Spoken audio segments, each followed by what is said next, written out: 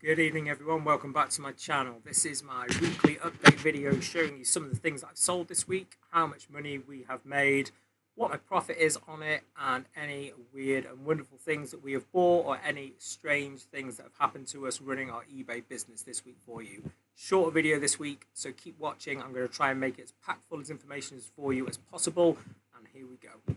Okay, so then we are moving on to straight away to our weekly sales sheet here. So just briefly, this shows us all of our sales in the last 7 days, going from the 14th, which was last Monday, to the 20th, which was today. So I'm going to quickly break these down with you. We had £2,840 in gross sales last week, which was down 4% on the previous week. Selling costs of 577, which includes eBay fees and also postage costs. We sold 114 items last week. Average selling price £24.94, which is up slightly. It's absolutely brilliant average selling price. Super happy with that. We didn't sell any auctions because we don't do auctions. Fixed price sales 2,842. Net sales of that were 2,265. That's the amount there that all my other business overheads come out of then after that. So just to put this in perspective for you, my business overheads are rent on the property, on the commercial property. We have staff wages, myself, my wife, and 2 members of staff that we have. Then we've got VAT, which comes out, which is currently at 6.5%. We have utilities, we have electric, we have water, we have internet, we have insurance, we have HMRC costs for Nest pensions. We have HMRC costs for tax and national insurance, which come out. That's before we've even bought anything for the business whatsoever. So that sounds like a lot of money net sales, but after everything's paid, it usually leaves us with a couple of £100 a week to play around with, and that's allocating us money to buy new stock with as well. So generally at the moment operating on about 10 to 12% net profit, which I'm really pleased with actually. But we'll go into that on a future video where I'll sort of drill down more into the actual numbers of running an eBay business. If that is something you'd like to see in a future video, then please let me know. I do think it's something that's really relevant to a lot of people who are wanting to make that jump from part-time to full-time, or from full-time to actually then scaling it upwards like I've done and employing staff. So yeah, give me a shout out if you would like me to go through maybe my monthly figures and give you an exact breakdown of what I pay, what my overheads are, how I pay myself, what profits we make, what we do with the profits of the business, how that works, anything like that. I'm open to suggestions on new videos. So yeah, hit me up. I think what I'm going to be doing from now on is slightly shorter videos, probably 15-20 minutes rather than 45. So we're going to condense a lot of this information down, and instead of going over loads and loads of sales, I'm going to leave a link to my eBay shop. So if you wanted to, I'm completely transparent. All my sales are on there. All you need to do is to go on my items for sale. Then if you can click completed and sold, you'll see everything that I've sold. It's all there. I haven't got anything to hide. All the information is on there for you to be able to see. So yeah, if there's no further questions, let's crack on. So we're breaking this down a bit then. So this, let's look now. My biggest section, biggest category this week was video games consoles, and which made up 15% of my sales. Came to £450 in video game consoles. Then toys and games, Lego was the next one. So again here it shows Lego sets were £440. My next biggest seller were model kits at £260, and another category of model kits at £255. £203 in vinyl records. Let's have a look, review more. Film and TV other formats, that were Betamax tapes, that were Betamax tapes, that were a beat I buy in the 80s. We had £112 sales on Betamax videotapes. Shout out to an eBay buyer called Pazuzu76, I think that was his name. Been buying loads of tapes off me. Really appreciate it, dude. And keep sending me them offers. It's we love it. After that, we've got action figures, we've got game controllers, we've got a TV which I sold, some magazines, ornaments, CDs, £45 worth of CDs we've sold, cameras and photography, and then we get down to sort of really minimal categories here. I do think this is a really good snapshot, and I encourage all of you to look at this every week so you can see exactly at a glance what your most popular categories are. Because if you're like me and you sell a little bit of everything, it's kind of sometimes you don't see the wood for the trees. And it was only when I did this for last year that I actually saw that vinyl records were my biggest selling category by far, which really surprised me because I knew that we'd sold a lot, but I had no idea that that made up such a proportion. So information like that is great because it can kind of show you where is worth you looking. And if basically I would say like video games, it's flooded. Everyone is buying and selling video games. Everyone who's got an eBay account, first thing they look for is like, it tends to be people who are into video games. I'm not saying everybody, but it is very, very common for people who start selling on eBay. That's the thing that they go to first. So, move away from that. Spread yourselves out a bit, guys. There's so many categories out there. So says me that had video games as my top selling category this week. But that's, to be honest, like that's unusual. That is, it is usually sort of model kits or vinyl. So yeah, it's just to sort of give you guys a bit of perspective on your business and maybe identify some possible areas of growth. And sort of if you can find a niche there that isn't as sort of flooded with other sellers, then that gives you guys some way of narrowing down what you're looking for. So yeah, there we go. So let's have a look now. We've got oh no, wrong one. I don't know why I did that. I've managed to close this, so we can fix this. We go history, recently closed, performance tab, bang. Hey, I did a YouTube. I did an eBay. Right, so moving back onto this page here. So it shows you my selling costs for last week, £582. eBay fees made up £392. Postage labels made up £189. Like I said last week, postage labels they were only postage labels that I bought through eBay's Packlink platform, which is brilliant. I encourage everybody to use that. It's so good. And then I do have an awful lot of international sales, not global shipping, that I use Royal Mail International for. So I think I probably spent about £200 on Royal Mail website this week, just international orders, because each one's probably like at least £10-15. I think I sent something to Australia as well that went for £25. So it only takes like 10-15 those orders for it to mount up. And suddenly you've got £200 other postage costs on top of that. So this isn't the entire picture. So just be wary of that. So, and again, don't forget, you're paying eBay fees on all of that. If you've charged a buyer £20 postage to ship an item to Australia, eBay is going to take 10% out of that £20, even if it's cost you £20. So just bear that in mind. Please, please, please remember to, maybe incorporate a bit of a higher postage cost for abroad. I'm going to do a YouTube video on postage business policies, which was a new one to me. It's super windy out there, sorry. And I've had a bit of an upgrade this week from red curtains to silver curtains as I am in my bedroom, because I found out I don't get interrupted by cats in here. I think the acoustics and the lighting's a little bit better. So just while I'm kind of doing these videos of talking to my laptop with my screen in front of me, I think we'll be doing it here from now on. So yeah, so what was I saying? So yeah, we're going to do a video about postage policies, something that took me ages and ages to get sorted out. But now I've got them set up and organized, it makes it so much easier to edit all my listings in bulk for a particular type of item. And then I can change the postage costs for overseas in bulk, or, it just makes it so much quicker. Right, then listing insights, we're going to go and have a look. So this is quite interesting. Out of all the items that we sold, now I do eBay promoted listings on everything. So I do 1% and that's it. And then I leave it. I don't tweak it. I just forget about it. Every time I list anything, I don't add promoted listings on initially. I do my listings for the week. And then it's a good way of me seeing what I've listed in a week as I go back and select the ones that I haven't promoted and promote them, and it'll tell me then the value. So I like to monitor how much value worth of items we've got listed in any 1 week. So that's just like a quick and easy way of me doing it. So out of the 100 and how many items? We have sold 116 items this week. Now this is quite interesting. 90 of those items sold via promoted listings. So I'm paying 1%, which is nothing. So so instead of saying eBay fees have actually gone up now. Instead of it used to be like 8 to 10%, it's now 10 to 12% on some categories. So for the sake of an extra percent, I definitely think that people are seeing my listings. On a £20 item, that's an extra 1%, which is 20p.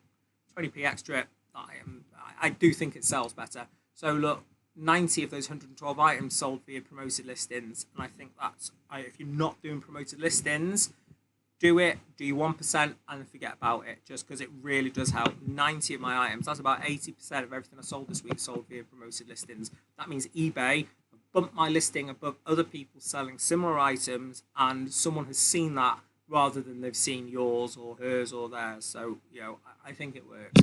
Although, on the other hand, you've got to say, if everyone was doing promoted listings, what happens then?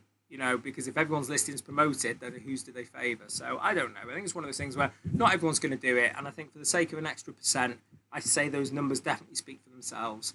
So this is another good thing to look at. 37, so a third of my items this week have sold via best offer. That's where a buyer has started an offer with me and I've accepted.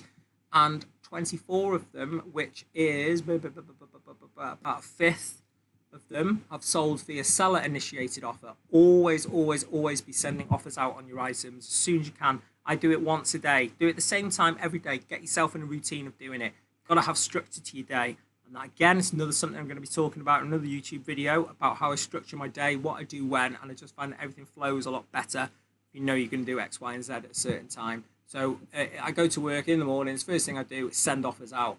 So 24 of my items sold because I sent offers out to them. So again, it's definitely worth doing. Might they have sold without me sending it? Possibly.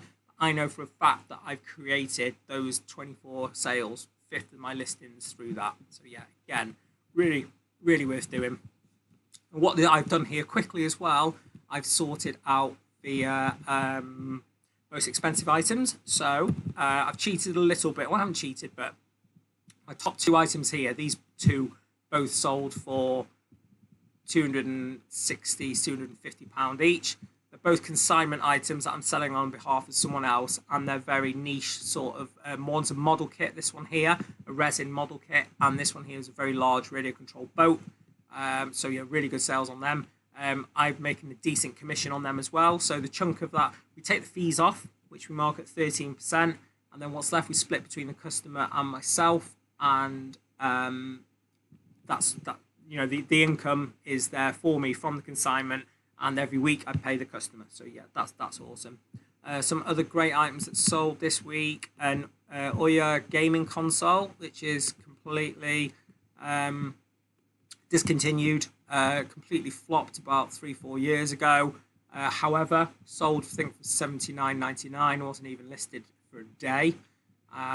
So we're keeping an eye out for that. Obsolete technology, always good. And they're the kind of things people don't look for. People are always looking for the Nintendos, the Segas, the Ataris. Not so much Xboxes. We haven't bought Xboxes. Haven't worked well for me personally. But look for those weird little consoles that didn't sell well, because always good. That's the one that went to Australia actually. So that guy paid £24 shipping. So yeah. We've got Guitar Hero for the Xbox 360. That's sold for £80. We've got a Lego set without any minifigures, sold for £75 plus shipping. We've got a TV sold for £72. Got a vintage Lego set that I've been sat on for ages, and I bought the price down. It's quite a cool set actually. Let's have a look at the show here. So that here sold, yeah, it's really a very old tatty box, just like your mum's. Got that from a local auction last year, and I put it really high to start with for £100. No interest, but put it down and down and down. Should have had that as a first photo actually.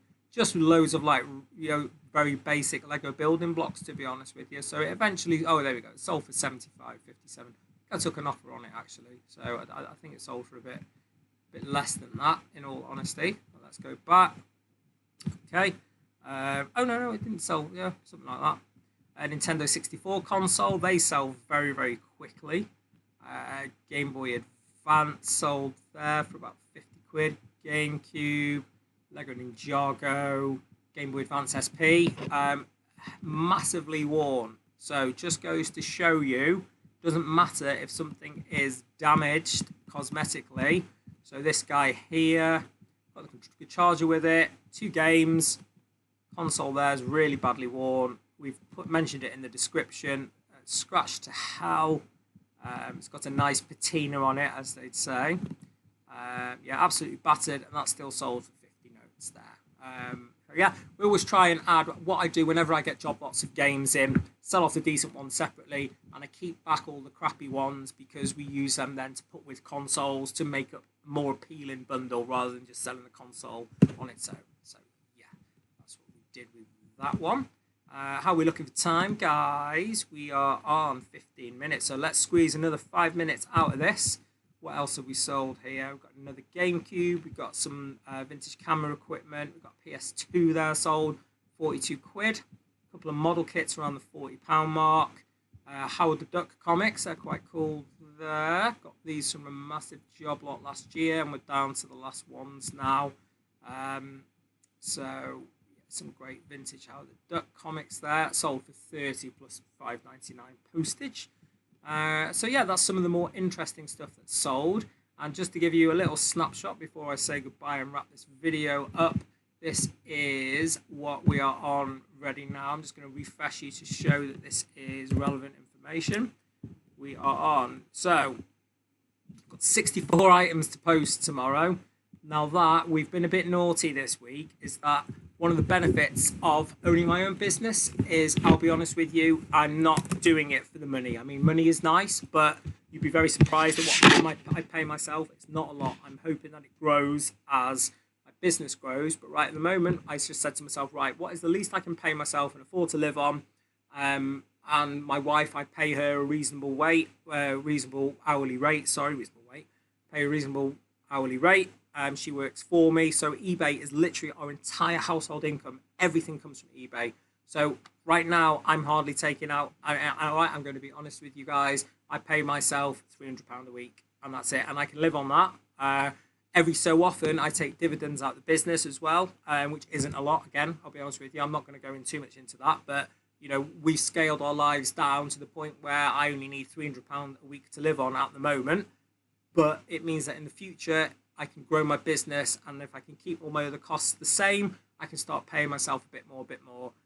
I wasn't making much net profit up until the last 2-3 months because my overheads were quite high, but now it seems to be getting into a good groove, so that's growing. So hopefully, I think within 3 months' time, I'd like to increase my wages to £350-400 a week. But obviously, I'm hardly paying any tax, any national insurance either at that rate either at the moment. So yeah, that's where we're at with that. What was I talking about? So yeah, I was saying that I actually decided to give myself and my wife an extra day off this week. I work Monday to Friday. She works 4 days a week, and I said on Friday, let's take the day off because we can do that. And having this eBay business just allows us that amazing flexibility in our lives to be able to say, you know what? We don't need to pack today. We've got 2-day handling time on our orders. Let's leave it.